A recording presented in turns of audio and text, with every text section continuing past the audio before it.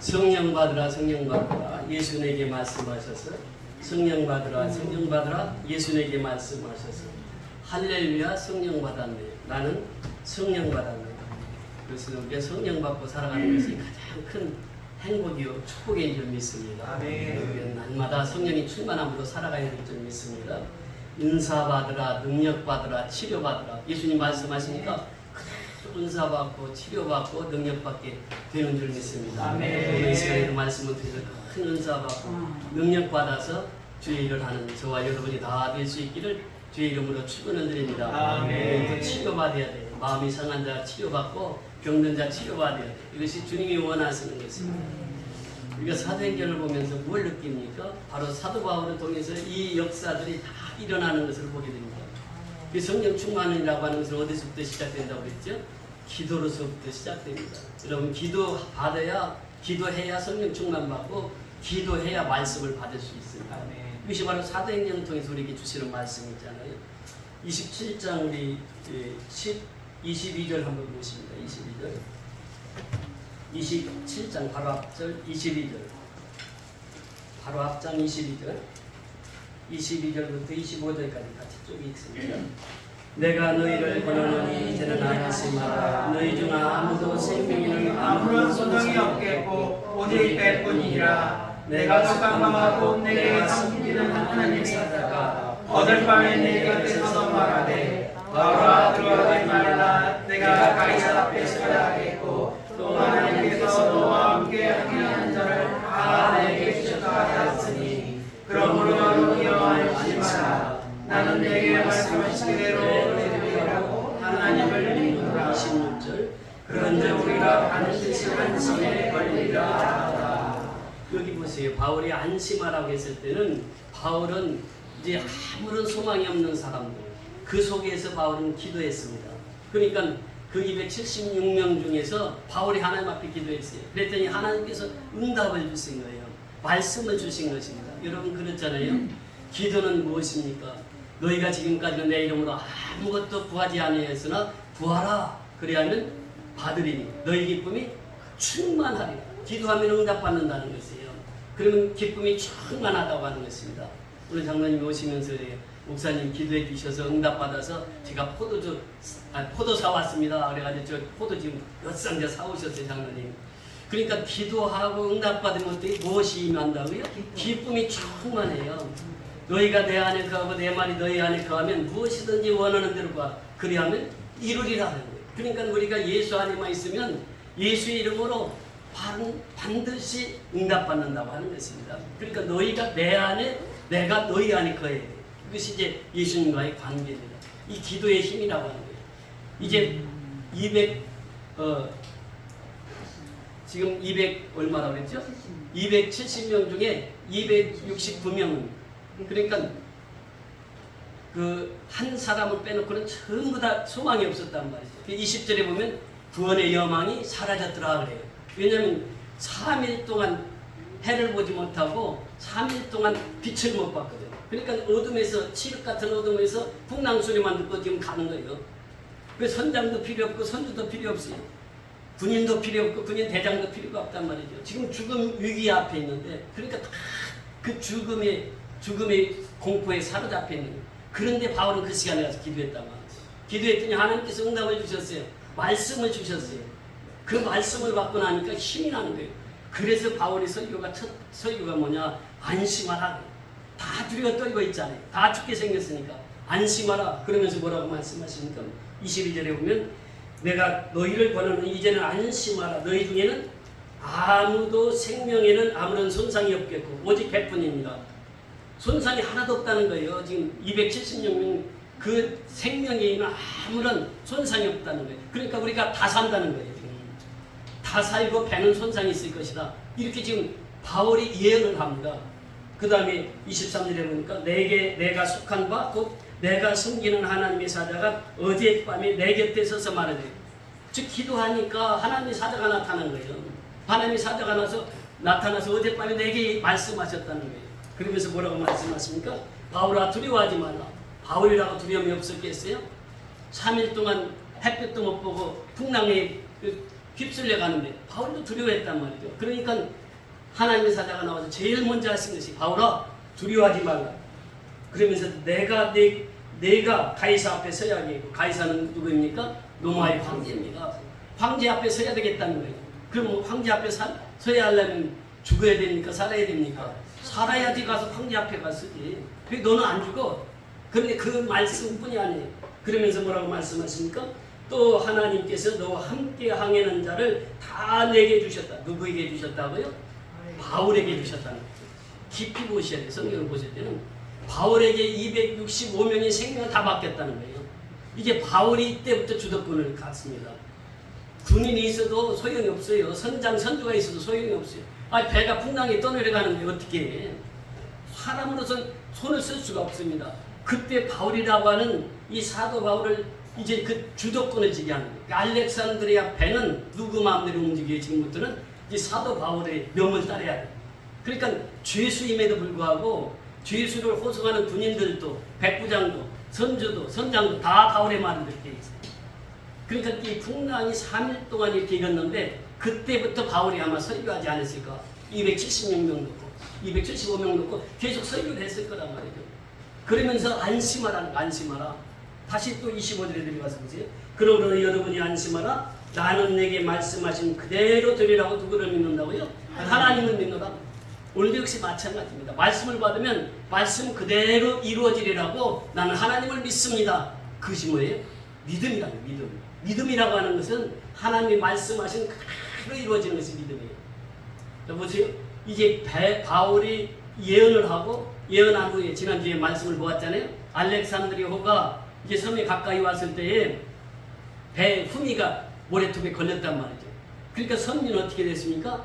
파도로 인해서 다 파손돼가지고 널조각이 돼서 배가 파손됐어요. 바울이 예언했던 대로 배는 파손이 되었어요. 알렉산드리아 배는 파손되었어요. 그리고 이제 군인들이 얘기하잖아요. 저 죄수들을 죽이고 갑시다. 그러니까 백부장이 뭐라고 그랬어요? 바울이 있는데 죄수를 죽이려면 다 죽여야 되는데 바울 때문에 죄수를 죽일 수가 없었다 그 말이에요. 그래서 바울 때문에 죄수를 못 죽이는 거예요. 그래서 먼저 백부장이 수영하는 사람은 다 나가서 저기 섬 있으니까 섬으로 가라. 그리고 수영 못하는 사람은 널조각 하나씩 잡고 가서 가라. 그래서 276명이 다 구원됩니다. 여러분 위기 때 보면요 그 사람을 알 수 있습니다. 이 섬이 발견될 때 어떻게 합니까? 사공들이요 이제 그 자기들을 살라고 나룻배를 자기가 내리는 거예요. 구명보트를 내리는 거예요. 자기만 살라고. 바울이 누구에게 명령합니까? 군인들과 백부장에게 명령해요. 저놈들 도망가면 우리도 어떻게 해요? 다 죽는다. 배를 떠나면 다 죽는다는 거예요. 그러니까 배 안에 있는 사람은 사는데 배를 떠나면 다 죽는다는 거예요. 이 알렉산드르 배는 노아의 방주와 같고 오늘날 무엇과 같습니까? 교회와 같습니다. 교회. 그러니까 교회를 떠나면 다 죽어요. 근데 교회 안에 있으면 산다는 거예요. 이 배라고 하는 것은 또 예수입니다. 예수. 예수를 떠나면 죽고 예수 안에 있으면 산다는 것이에요. 이것이 이제 알렉산드리아를 통해서 우리에게 주시는 교훈의 메시지입니다. 자, 그러면서 26절에 보면 그런즉 우리가 반드시 한 섬에 걸리리라 하더라. 한 섬에 걸린다는 거예요. 자, 오늘 본문 28장 1절로 넘어옵니다. 1절 다 같이 시작. 우리가 데리고에 앉은 그 섬은 멜리데라 하라. 이제 구조가 됐어요. 아침에 날이 밝으니까 276명이 다 살아났어요. 근데 그 섬이 어디라고요? 멜리데더라. 그러니까 26절에서 보았잖아요. 이 섬에 한 섬에 걸리리라 바울이 예언했는데 예언 그대로 이루어집니다. 하나님이 말씀하신 그대로 이루어집니다. 오늘날도 역시 마찬가지예요. 하나님이 말씀하신 대로 그대로 역사를 이루세요. 그래서 가장 중요한 것은 뭐냐? 성경이에요. 성경대로 이루어지는 것이 오늘날의 역사예요. 멜리데 섬이라고 하는 것은 여러분 지도 가서 찾아보세요. 이 멜리데 섬이요. 지금 미항에서부터 800km가 떨어진 곳입니다. 근데 멜리데 섬이 어디냐? 이탈리아 반도 근처예요. 다시 말하면 로마 근처라는 거예요. 14일 동안 이 사람들은 어디로 가는 줄 몰랐어요. 배가. 그런데 정상적으로 운행하는 배보다도 풍랑에 이끌려서 더 빨리 간 거예요. 어디? 멜리데 섬까지. 이것이 기적입니다. 오늘 말씀의 제목이 무엇입니까? 멜리데에서의 기적이에요. 이 멜리데 섬까지 풍랑으로 이뤄가지고 이 배가 운행했는데 바로 노마로 가고자 했는데 노마 근처까지 가서 딱 멜리데 섬에 멈추게 한 거예요. 그러니까 멜리데 섬의 기적은 이것뿐이 아닙니다. 이제 계속해서 말씀이 나옵니다만 멜리데 섬에 지금 우리나라로 말하면 강화도만큼 넓이에요. 근데 거기에 지금 40만이 살고 있습니다. 지금은 몰타섬이라고 이렇게 얘기해요. 근데 이 몰타섬에서 세계적인 역사들이 일어났습니다. 이게 그 주민들을 토속민이라고 하고 원주민이라고 해요. 그리고 야만인이나 이렇게 표현합니다. 사실 페니키아 사람들이 거기 와서 살고 있었거든요. 근데 이 사람들이 거기 살고 있는데 그 섬에서 어떤 일이 일어났느냐? 이 머리 후딱 벗겨지고 러시아에 그 한국 지도가 새겨진 사람이 있었죠. 누구죠? 고르바초프라고 하는 그 소련 우리나라로 말하면 대통령이잖아요. 미국에는 부시 아버지 대통령이 있어요. 부시 아들 대통령이 있고 아버지 대통령이 있는데 아버지 대통령이 고르바초프하고 어디에서 회담을 했느냐? 이 몰타섬에서 회담을 했습니다. 몰타섬이 가장 미개한 원주민들이 살고 있는데 가장 세계에서 권력이 강한 두 나라 대통령이 어디서 회담을 했느냐? 이 몰타섬에서 회담을 했단 말이에요. 그래서 냉전을 종식시키자. 그 회담이 바로 여기서 일어났습니다. 우리나라는 그때 조정민 기자가 가서 취재를 했는데 그분이 이제 그 얘기를 하는 게 그때 당시 취재한 얘기를.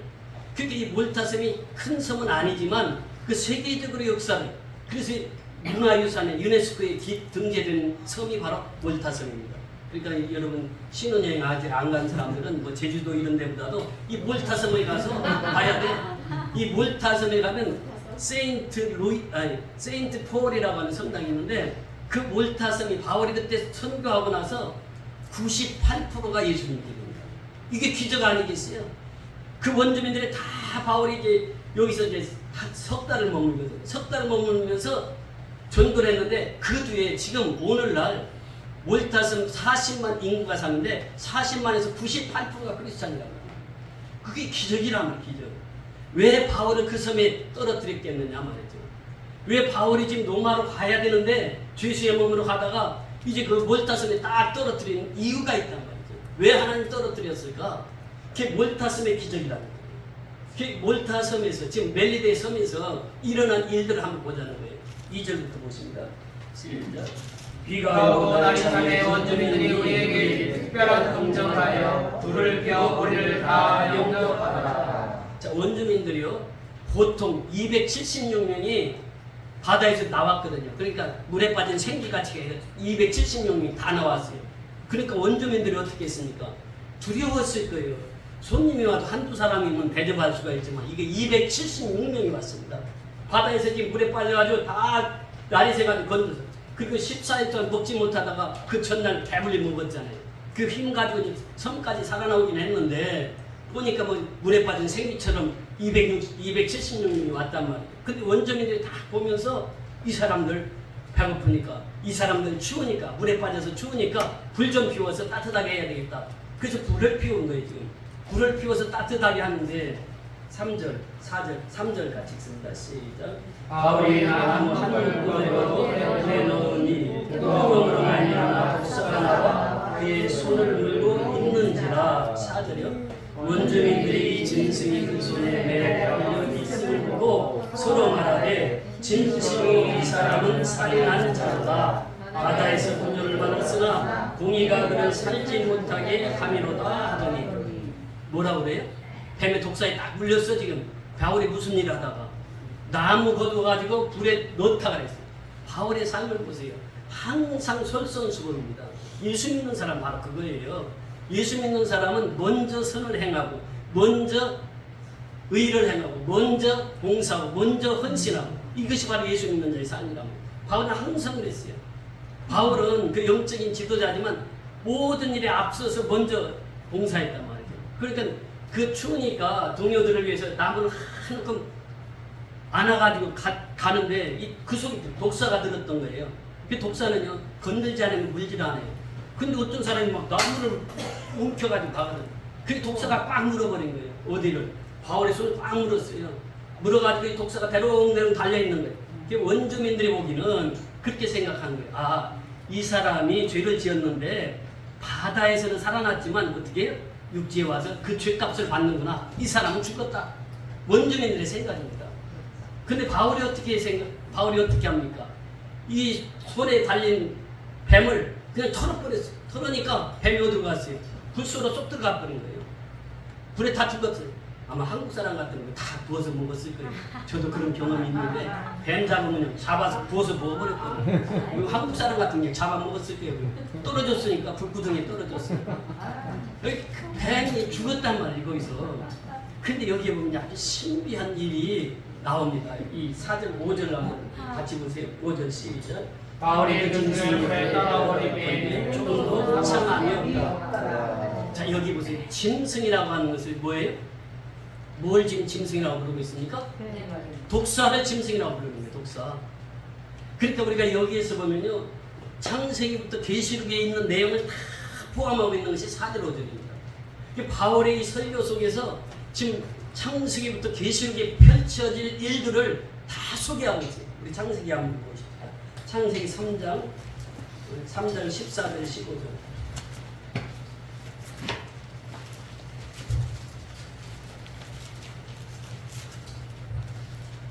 창세기 3장 14절 15절입니다. 맨 앞에 창세기 3장 14절 15절 시작. 여호와 하나님이 뱀에게 이르시되 내가 이렇게 하였으니 내가 모든 가축과 들의 짐승보다 더욱 저주를 받아 배로 다니고 살아있는 동안 흙을 먹을지니라. 내가 너로 원수와 여자와 원수가 되게 하고 내 후손도 여자의 후손과 원수가 되게 하리니 여자의 후손은 내 머리를 상하게 할 것이요 너는 그의 발꿈치를 상하게 할 것이니라 하시고. 뱀이 등장하잖아요. 뱀이 등장해서 하와를 넘어뜨렸단 말이에요. 유혹을 해서 넘어뜨렸어. 그리고 아담까지도 선악과를 따먹게 했단 말이에요. 그 죄값이에요. 죄값인데 여호와 하나님이 뱀에게 이르시되, 하나님께서 말씀하시죠. 내가 이렇게 하였으니 내가 모든 가축과 들의 모든 짐승보다 더욱 무엇을 받아? 저주를 받아. 뱀이 이렇게 서서 다녔단 말이에요. 이게 코브라 같은 놈이 서잖아요. 뱀이 서서 다니다가 저주를 받아가지고 어떻게 했어요? 땅에 기게 만들었단 말이에요. 이제 뱀이 가장 큰 저주를 받습니다. 그러면서 15절에 보면 내가 너로 누구와 원수되게 하고 여자와 원수되게 하고 그랬어요. 내 후손도 여자의 후손과 원수가 되게 하리니 여자의 후손은 내 머리를 상하게 할 것이요 너는 그의 발꿈치를 상하게 할 것이다. 자, 여자의 후손이 누구입니까? 이 여자의 후손은 계속해서 강조하죠. 지금 여자의 후손, 여자의 후손, 여자의 후손. 이 여자의 후손은 바로 예수 그리스도예요. 그러니까 남자 없이 이 세상에 태어난 사람 누구라고요? 예수밖에 없어요. 예수밖에. 그래서 이 여자의 후손이라 했단 말이에요. 우리는 다 누구의 후손이에요? 남자의 후손입니다. 남자의 후손. 사람은 다 남자의 후손이요. 아버지가 있으니까 나왔어요. 아버지 없으면 이 세상에 태어날 수 있어요? 없어요? 없어요. 누구든지 아버지가 있으니까 이 세상에 태어났단 말이에요. 아버지 없이 태어난 사람이 없단 말이죠. 그 여자 몸에서 태어난 사람은 예수밖에 없다는 거예요. 신랑도 없었잖아요. 마리아는 혼자 처녀였단 말이에요. 처녀가 성령으로 잉태돼서 낳은 아들이 누구라고요? 그게 예수란 말이에요. 여자의 후손과 원수가 된단 말이에요. 그 여자의 후손이 바로 예수예요. 예수가 원수가 됐는데 예수님께서 사단을 어떻게 해요? 짓밟아 버려요. 그 사단이 예수님이 사단을 짓밟아요. 그리고 이제 이 뱀을 짐승 이렇게 표현하는데 요한계시록 이제 마지막 절 보십니다. 요한계시록 19장 19절부터 21절까지 맨 마지막 책 요한계시록 19장 19절부터 21절까지 보십니다.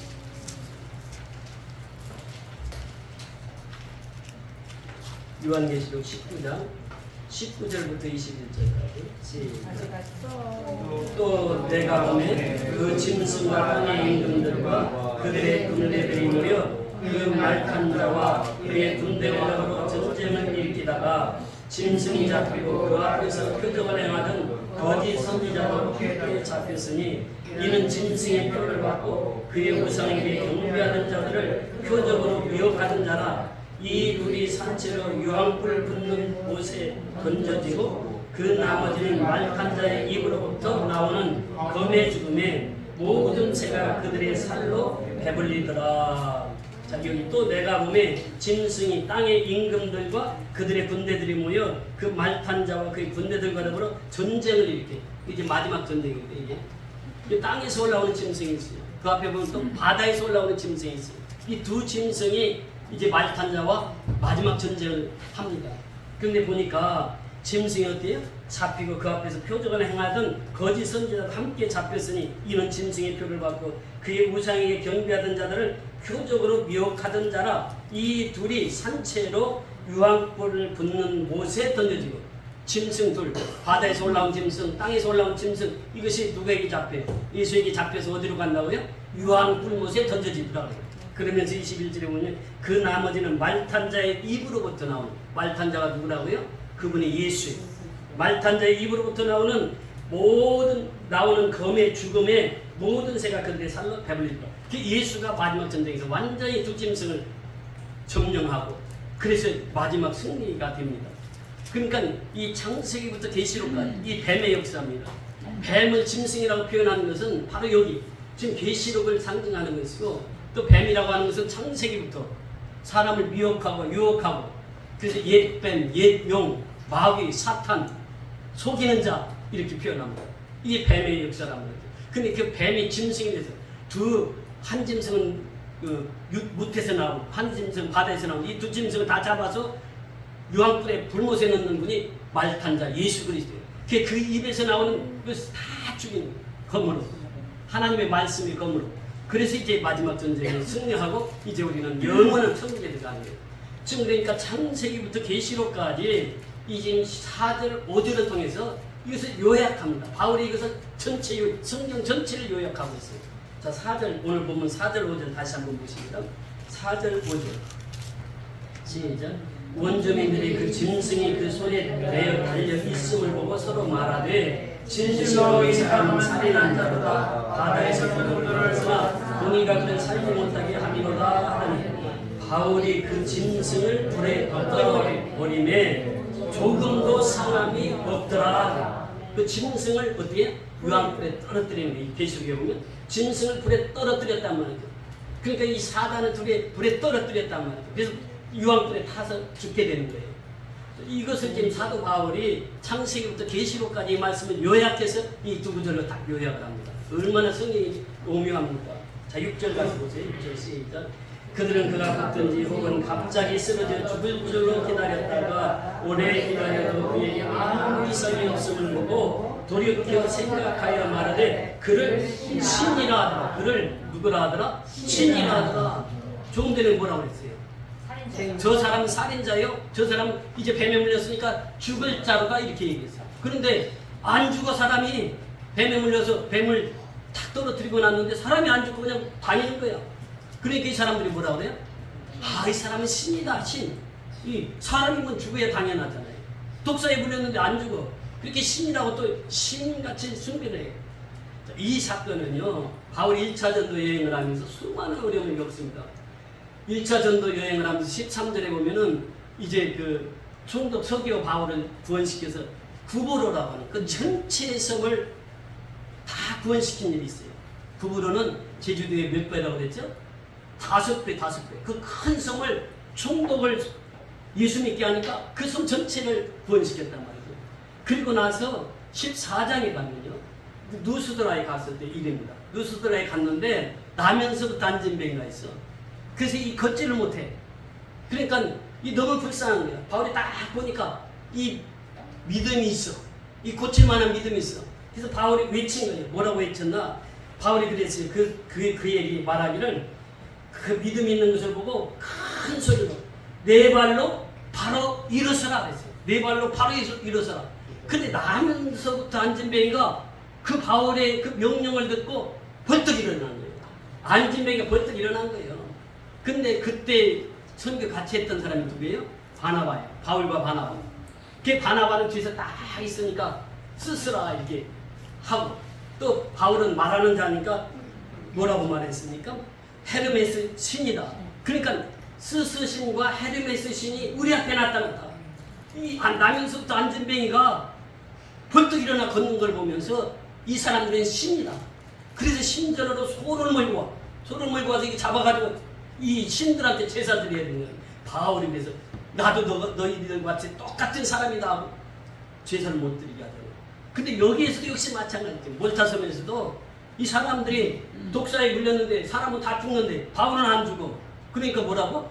신이네. 그 신으로 이제 대접을 하는 사람은요. 화장실 갈 때 다르고 나올 때 다른 거. 이 사람 조석변이로 마음이 변해요. 생각도 조석변이로 변해. 이 사람의 생각 보세요. 처음에는 살인자라고 했다가 나중에는 뭐라고 그래요? 신이라고 해요.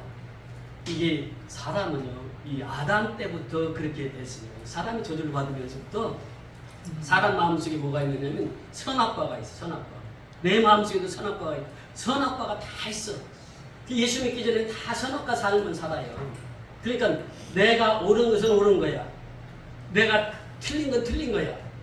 그러면서 항상 내 주관이 나의 인생을 이끌어가. 내 생각은 저게 옳은 거야. 그러니까 그렇게 따라가는 거야. 저건 틀린 거야. 그거 안 따라가. 항상 중심이 누가 서 있어요? 나라고 하는 내 중심에 서 있어. 그러니까 우리의 생각은요, 항상 내 중심에서부터 나올 수밖에 없다 하는 거있어요. 신앙인은 뭐냐? 그래서 그 내 생각을 죽여야 된다는 거예요. 내 육신을 죽여야 하나님의 영으로 살아갈 수 있다는 거예요. 그러니까 내가 죽고 예수로 산다고 하는 것은 뭐냐? 내 생각, 내 계획, 이것을 다 하나님 앞에 맡기라는 거예요.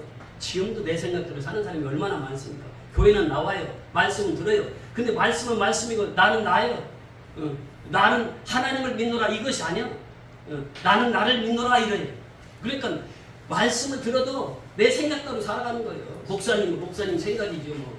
이러는 거예요. 이게 신앙이 아니건 말씀이 떨어지면 말씀 그대로 살아야 돼. 그래야 하나님의 역사가 일어나는 거지.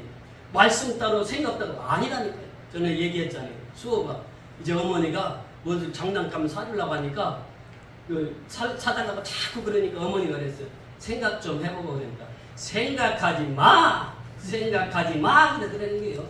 그렇게 생각하면은 어머니가 자꾸 생각하다 보면 뭐 안 사주고 그러니까 생각하지 마. 생각이라는 거 그렇다니까요. 우리 생각이 그래요. 우리 생각이 생각하지 말아야 돼. 그리고 하나님의 생각, 하나님의 뜻을 따라야 된다는 거예요. 우리 인생은 그렇습니다. 그래서 여기서 중요한 원리가 뭐냐? 사람의 생각이라는 거예요. 사람의 생각은 이리 갔다 저리 갔다. 사람이 10사람 모이면 10사람 생각이 다 다릅니다. 어떻게 하나가 되겠어요? 하나 되는 것은 다 유일한 일, 한 길밖에 없습니다. 예수 증거하면 하나가 돼요. 선교하면 하나가 돼요. 전도하면 하나가 돼요. 구원하는 데 힘쓰면 하나가 됩니다. 우리 선교연합교회가 하나 되는 비결이 뭐예요? 선교하니까 하나가 되는 거예요. 사람은 어려워요. 그 사람을 알 수 있다고. 이제 우리가 7년 전에 그 교회 나올 때 제가 그 설교를 가끔 듣습니다. 지금도. 그때 천천천 비전을 선포하잖아요. 아무것도 없어. 지금 쫓겨나가서 이제 천막에서 예배드리는 형편이야. 근데 제 마음속에 무슨 생각이 드냐면 그때 당시에 제가 매주일날 3만 원씩 헌금을 했어요. 그것도 어느 목사님이 그래요. 그리스도께서 3만 원씩 헌금하면 목사가 3만 원씩 헌금하면 크게 하는 거지. 나도 그분 얘기 듣자마자 그 주부터 3만 원씩 했어요. 근데 그 나오면서 무슨 생각이 드냐? 우리 이제 교회도 없어졌고 했는데 하나님하고 그랬어요. 하나님 5만 원입니다. 5만 원. 3만 원씩 하다 5만 원. 내 사례비도 받을지도 모르겠어요. 밖에 쫓겨났는데 5만 원을 올렸어. 그때부터 지금까지 5만 원. 그러면서 이번에 암을 걸려가지고 3일 3야를 잠을 못 잤잖아요. 그 사람은요 위기 때마다 결단을 내리나 아무것도 보이지 않아요. 밤에 눈을 감았는데 잠이 안 오는 거예요. 이게 3일을 잠을 못 잤어요. 내가 암이라고 하니까 이제 예수님보다 2배 살았더라고. 보니까 60 계산해보니까 예수님보다 2배는 살았어. 그래서 3일 동안요 너무 힘들었어요. 눈을 감아도 잠이 안 오고 밥을 먹어도 이게 밥을 먹었는지 안 먹었는지 계산을 못하고 그렇게 살았어요. 그렇게 살면서 또 결단 하나님이 하시게 하는 거예요. 야, 네가 선교하면서 너 선교헌금은 네가 먼저 드려야 돼. 그 25차부터 제가 30만 원 딱 결정을 하고 25차, 26차 어제 그제 저녁에 천성교회 갔어요. 천성교회 가서 1시간 설교했는데 사례비라고 30만 원 딱 주더라고요. 그 30만 원 딱 오늘 너 선교헌금으로. 그러니까 내가 없지만은 그때 결단을 한 거예요. 암이 걸리고 죽음이라고 하는 그 앞에 딱 보니까 또 결단이 서는 거예요. 이제 내가 우리 선교할 때마다 지금 25차부터 26차 30만 원씩 꼭 하리라고. 내가 못 먹어도 30만 원 해야 되겠다. 그런데 어제 그제 가서 설교했더니 딱 30만 원 주더라고. 그래서 그냥 오늘 딱 홍경을 했어. 제가 이 방에서요. 한 분을 데려놓고 한 분과 함께 30분을 설교를 했습니다. 30분 설교하고 나니까 그분이 가면서 목사님 계좌번호 하나 주세요. 그래요. 뭔가 했더니 그 다음날 300만 원을 미얀마 성경으로 딱 냈어요. 30분에 300만 원 그분이 헌금을 하더라고요. 그래서 1분에 얼마예요? 1분에 가만히 계산하면 1분에 10만 원이더라고. 내 설교 30분 듣고 300만 원 헌금하는 사람을 봤어. 하나님의 사람은요, 자존감은 세우라고 그랬잖아. 자존심은 죽여야 돼. 자존심 살려봐야 아무것도 없어. 자존심 살려봐야 내 생각밖에 안 나와요. 자존감이라고 하는 건 내가 하나님의 종이라는 거예요. 내가 하나님의 사람이라는 거예요. 하나님의 사람은 그 자존감 하나 가지고 살아가는 거 아니겠어요? 정말 여기 보면 바울이 그랬잖아요. 바울이 죄수임에도 불구하고 270명을 자기 마음대로 다 다 움직이는 거예요. 그리고 바울 한 사람 때문에 275명이 다 살아버리는 거예요. 이것이 하나님의 사람입니다. 지금 우리 선교연합교회가 이렇게 선교하면서 지금 미얀마에 400명 있잖아요. 그들을 어떻게 다 먹이고 입힙니까? 정말 하나님께서 함께 하시니까 하는 거예요. 그러니까 우리는 자부심을 가지고 있어요. 자긍심을 가질 수가 있어요. 하나님의 사람은 누가 쓰신다? 하나님이 쓰시는 거예요. 그러니까 내 생각대로 했어봐요. 우리 선교연합교회 여기까지 나올 수 있을까? 안 된다니까. 내 생각을 버려야 돼. 그리고 누구 생각에 몰입해야 돼요? 하나님의 생각에 몰입해야 돼요. 하나님이 기뻐하시는 일이 무엇일까요? 그 하나님 기뻐하시는 일을 하면 하나님께서 이 일을 이루어간단 말이죠. 놀라운 일입니다. 오늘 또 계속해서 본문 보십니다. 7절부터 10절까지 시작. 이 섬에서 가장 높은 사람 보볼리오라는 그 근처에 토기가 있는지라 그가 우리를 영접하여 사흘이나 친절히 머물게 하더니 보볼리오의 부친이 열병과 이집에 관련 또 있거든 마을이 들어가서 기도하고 그에게 안수하면 낫게 하네. 이러므로 성 가운데 다른 병든 사람들이 와서 고침을 받고 후한예로 우리를 대접하고 떠날 때에 우리 쓸 것을 배에 실었더라. 이 섬에서 가장 높은 사람이 누구라고 했습니까? 보볼리오예요. 보볼리오. 근데 이 보볼리오의 토지가 많고 그가 우리를 영접하여 며칠이나 친절히 대해줬다고요? 사흘 동안. 부자니까 270명 다 부잣집에서 잘 대접을 받았어요. 그런데 그 가정에 뭐가 문제가 생겼어요? 보볼리오 부친이 무엇과 무슨 병을 앓고 있어요? 열병과 이질. 그래서 열병이라고 하는 것은 우리가 그 동남아시아에 가면 많이 걸리는 마라리아 열병인데 이 열병이 왜 나오냐면 그 섬이 염소를 많이 키운답니다. 염소 젖을 먹고 사는 거예요. 염소 젖을 이렇게 먹으면 이게 소화가 잘 안 돼가지고 열병이 일어나요. 이질이라고 하는 것은 무엇입니까? 몸에서 이제 소화가 안 돼가지고 설사하고 이런 병이 걸려가지고 이 아버지가 그 부잣집 아버지가 병이 걸려 열병과 이질이 걸려 있는 거예요. 그래 거의 섬에서 의사가 있겠습니까? 간호사가 있겠습니까? 고칠 수가 없거든. 근데 바울이 가서 어떻게 했어요? 안수해 줬어요. 그랬더니 어떻게 했어요? 열병과 이질이 깨끗이 치유가 된 거예요. 그러니까 동네 그 섬 사람들이 다 아픈 사람 다 오는 거예요. 다 와서 바울이 기도하면 어떻게 해요? 치유가 되는 거예요. 하나님의 역사는 그렇습니다.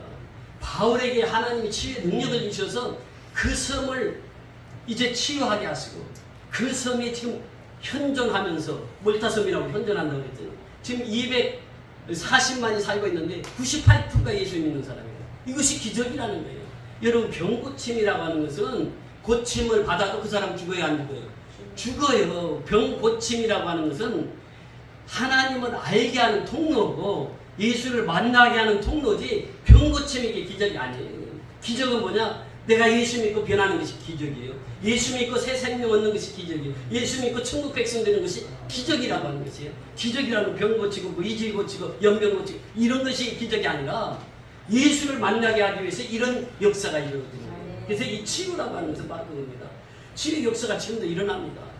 병든 자가 치유돼요. 그래도 안진병이 일어나는 거 봤고 방글라데시에서 귀가 안 들리시는 분이 평생 동안 귀가 안 들리시는 분이 그 기도 시간에 귀가 열렸어. 또 입을 말을 못하던 사람이 말을 하게 돼. 그래서 그 사람 말하는 사람 데리고 와가지고 방글라데시 말을 모르니까 한국말만 하니까 할렐루야 해봐. 그러니까 할렐루야 아멘. 그러니까 아멘 따라서 하더라고. 아니 나면서부터 말 한마디 못했던 사람이 그 현장에서 치유가 되더라니까. 그 현장에서 나타나더라니까. 그건 왜냐면 그 방글라데시는 다 모슬렘 지역이잖아요. 그러니까 그들을 변화시키기 위해서 하나님께서 역사를 이루시는 거예요. 그 기적이라고 하는 것은 예수 믿기 위한 도구에 불과한 것이지 이 기적이 병 고치는 기적이 아니고 병을 고쳐서 예수 믿게 하는 것이 기적이란 말이죠. 우리가 기적이라는 것을 오해하면 안 돼. 하나님의 기적이라고 하는 하나님의 능력이라고 하는 것은 예수 믿기 위한 징검다리에 불과한 것이지 그것이 그 자체가 기적이 아니란 말이죠. 그래서 이 멜리데에서의 기적이라고 하는 것은 바로 그겁니다. 멜리데까지 도착한 거 기적이잖아요. 14일 동안 해도 안 보이고 태양도 안 뜨는데 그렇게 어둠 속에서 왔는데 바로 노마 옆에 몰타섬으로 하나님 인도하셨다면 누가 인도했다고 우리는 말할 수 있습니까? 하나님만이 그걸 인도할 수 있어요. 하나님 그렇게 14일 동안 아무것도 먹지 못하고 그렇게 어려움 속에서 하나님은 그 배를 노마 지역에다 딱 갖다 놓는 거예요. 그 몰타섬까지 온 것이 기적이에요. 몰타섬에서 일어난 치유에도 기적이지만 치유의 사역은 바로 그들로 하여금 오늘날 98%가 예수 믿게 했다는 이것이 기적이라는 거예요. 그래서 오늘날 역시 마찬가지예요. 우리가 미얀마 선교하는 것도 마찬가지예요. 그 사람들 우리가 가서 지금 7년 동안 씨를 뿌리고 있는데 이제 계속 갈수록 그 사람들이 복음을 받아들이고 예수를 믿고 그 사람들이 이제 변화돼서 불교 신자들이 예수 믿고 변화가 되잖아요. 그에서 선교를 하는 거예요. 우리가 남은 생애 동안 우리가 해야 할 일은 뭐냐? 선교하는 일이에요. 그러니까 선교 이 차례가 되면 내 단돈 10,000원이라도 아니면 1,000원이라도 선교에 동참해야 돼요. 왜냐하면 동참하는 데 의미가 있거든요. 뭐 이게 액수가 많고 적고는 이게 문제가 아니에요. 단돈 1,000원이라도 우리가 제26자 선교운동 아무개 그래서 이 선교에 동참을 해요. 동참. 그래야 또 27자 우리가 장로님이랑 가서 또 거기 가서 그들을 만나서 복음을 전할 수 있잖아요. 그래서 오늘 멜리데의 기적이라고 하는 것은 예수 만나면 그게 바로 기적이에요. 예수 믿으면 그게 바로 큰 복이고 그게 기적인 줄 믿습니다. 아멘. 다 같이 기도하시겠습니다. 할렐루야. 고맙고 감사하신 아버지 은혜를 감사를 드립니다. 오늘도 귀하고 복된 시간을 우리에게 허락해 주시고 멜리데의 기적을 우리가 맛보았습니다. 이제는 기적을 행하시는 아버지, 우리가 예수 믿는 것이 기적이고 예수 믿는 것이 최고의 큰 복을 받는 것이고 예수 믿기 위해서 치유 사역도 필요하고 또 덩어리도 이제 말을 하게 하고 귀 먹은 사람도 귀에 들리게 하는 것은 예수를 믿게 하기 위하며 그것이 진짜 기적이라고 하는 사실을 오늘 멜리데의 기적을 통해서 깨닫습니다. 아버지는 우리가 이제 미얀마에 작은 손길을 펴서 이제 그들을 복음을 전했지만 지금은 이제 많은 숫자가 되어서 하나님을 섬기게 해주시니 감사를 드립니다. 26차 선교를 진행 중에 있습니다. 이제 이번 주말까지 아버지 26차 선교에 우리 선교연합회 모든 성도들이 동참하고 또 선교의 동역자들이 동참해서 이번에도 넉넉히 풍성히 선교할 수 있도록 주님 채워주시옵소서. 주께서 함께 하신 줄 믿사옵고 예수 그리스도의 이름으로 축복하며 기도드리옵나이다.